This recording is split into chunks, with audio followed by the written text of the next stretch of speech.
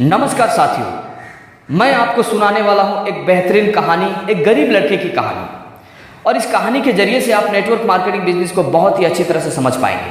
बल्कि अगर आप जिंदगी में आगे नहीं बढ़ पा रहे हैं, आपको समझ नहीं आ रहा है, आप बहुत प्रॉब्लम में हैं, आपको समझ में नहीं आ रहा है कि आप उससे बाहर कैसे निकले, आप मायूस हैं, तो इस कहानी को आप ध्यान से जरूर सुनिएगा। इसमें सफल होने के लिए आपको करना क्या होगा, और जब ये आप समझ लेंगे तो आप 100% सफल होंगे।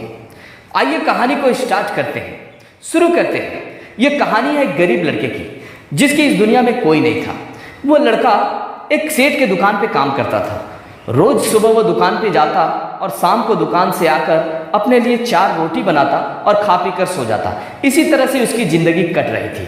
पर अचानक एक दिन उसने देखा कि उसने अपने लिए 4 रोटी बनाया और जैसे हाथ मुंह धोने के लिए बाहर गया और बाहर से जैसे अंदर आया, उसने देखा कि एक रोटी गायब है। वो परेशान हो गया कि मेरा एक रोटी आखिर ले कौन गया। दूसरे दिन भी उसके साथ यही घटना होती है। तीसरे दिन वो लड़का सोचता है कि आखिर रोज मेरी एक रोटी लेता कौन है, आज मैं उसे जरूर पकड़ के रहूंगा।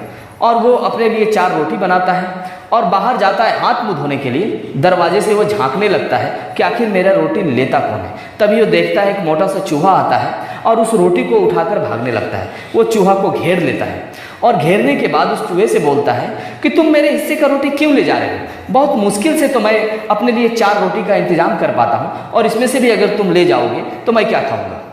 चूहा मुस्कुराते हुए उस लड़के को जवाब देता है कि मैं तुम्हारे हिस्से का नहीं बल्कि अपनी किस्मत का रोटी ले जा रहा हूँ। वो लड़का परेशान हो जाता है और चूहे से बोलता है कि तुम मुझे परेशान मत करो, मैं ऐसे बहुत दुखी हूँ, मेरी लाइफ बहुत कष्ट से गुजर रही है, मैं ऐसे बहुत प्रॉब्लम में हूँ और तुम मुझे और परेशान कर रहे हो।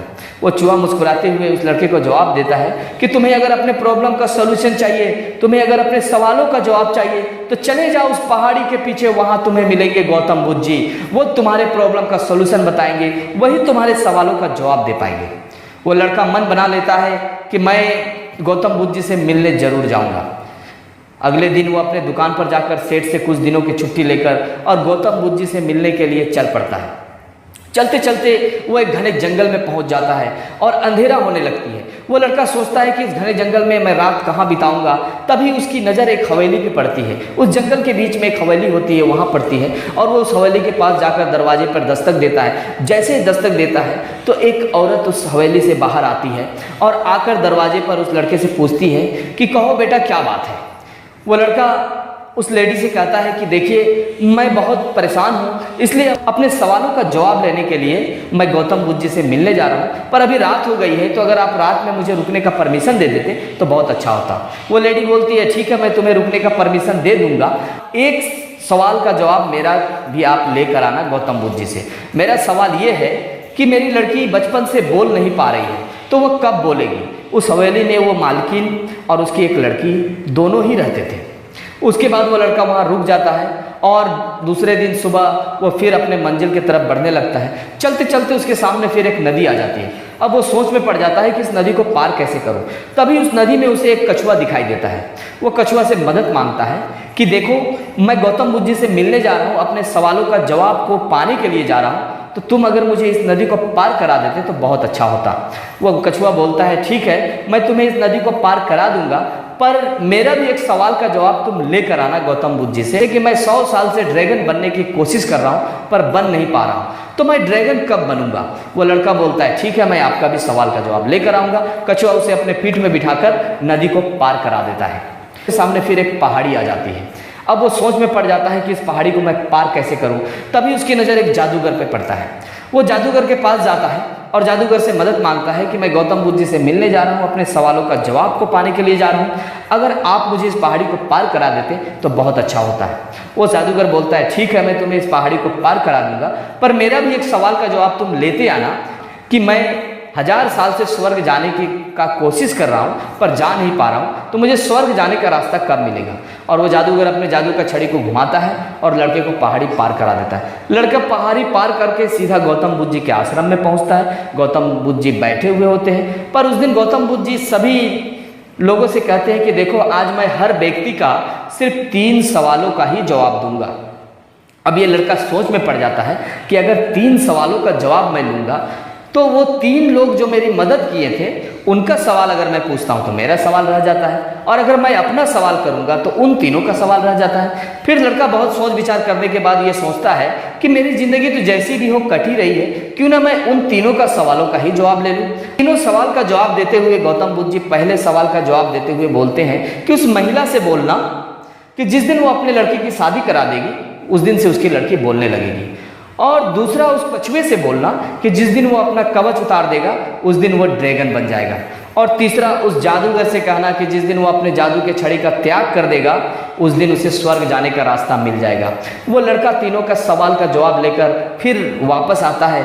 आते हुए फिर उस पहाड़ी पे उस जादूगर से मिलता है और जादूगर को बताता है कि गौतम बुद्ध जी ने कहा है कि जिस दिन तुम अपने छड़ी का त्याग कर दोगे उस दिन तुम्हें स्वर्ग जाने का रास्ता मिल जाएगा। वो जादूगर बोलता है ये छड़ी एक काम करो तुम ही रख लो, और जैसे वो जादूगर वो छड़ी लड़का को देता है उसे स्वर्ग जाने की रास्ता मिल जाती है। उसके बाद वो नदी के पास पहुंचता है, कछुआ से कहता है कि देखो भाई जिस दिन तुम कवच उतार लोगे उस दिन तुम ड्रैगन बन जाओगे। कछुआ उसी समय कवच उतारता है, बहुत सारे मोती गिरने लगते हैं। कछुआ उन सारे मोती को उस लड़के को दे देता है और वो ड्रैगन बन जाता है। उसके बाद वो लड़का फिर उस हवेली में पहुंचता है और उस महिला से कहता है कि जिस दिन आप अपने लड़की की शादी करा देंगे उस दिन से आपकी लड़की बोलने लगेगी। मैं इसके लिए लड़का ढूंढने कहा जाऊं तो एक काम करो, मेरे लड़की से तुम ही शादी कर लो। और वो महिला अपनी लड़की की शादी उस लड़के से करा देता है और वो पूरी हवेली भी उसे दे देता है। साथियों, इस कहानी से एक बात समझ में आया कि उस लड़के ने अपने सवालों का त्याग करके उन तीनों का सवालों का जवाब दिया तो उसका प्रॉब्लम खुद ब खुद सॉल्व हो गया। वो लड़का परेशान था, गरीब था, उसके पास ताकत नहीं थी, पैसा नहीं था, उसका कोई इस दुनिया में नहीं था, पर इस जादूगर के जरिए से उसको छड़ी मिल गई जिसकी वजह से वो बलवान हो गया, ताकतवर हो गया। कछुए के जरिए से उसे मोती मिल गए जिससे वो धनवान हो गया, पैसा वाला हो गया, और उस महिला के जरिए से उसकी बेटी से उसकी शादी हो गई और उसे वो हवेली भी मिल गया। तो साथियों, उसने तीनों का प्रॉब्लम का सॉल्यूशन किया तो उसका प्रॉब्लम खुद ब खुद सॉल्व हो गया। तो साथियों, अगर आप नेटवर्क मार्केटिंग बिजनेस में अपने टीम का प्रॉब्लम को सॉल्व करेंगे, अपने टीम के बिजनेस पे फोकस करेंगे तो आपका बिजनेस 100% बढ़ेगा, आपका प्रॉब्लम खुद ब खुद सॉल्व हो जाएगा। उम्मीद करता हूं कि इस वीडियो से आपको नेटवर्क मार्केटिंग बल्कि जिंदगी में आगे बढ़ने में काफी मदद मिलेगी। अगर ये कहानी आपको पसंद आई तो वीडियो को लाइक जरूर करें और सभी के साथ शेयर करें। चैनल में अगर आप नए हैं तो चैनल को सब्सक्राइब कर लें और घंटी को भी दबा दें। मिलते हैं दूसरे वीडियो में बहुत जल्द, तब तक अपना ख्याल रखें। धन्यवाद।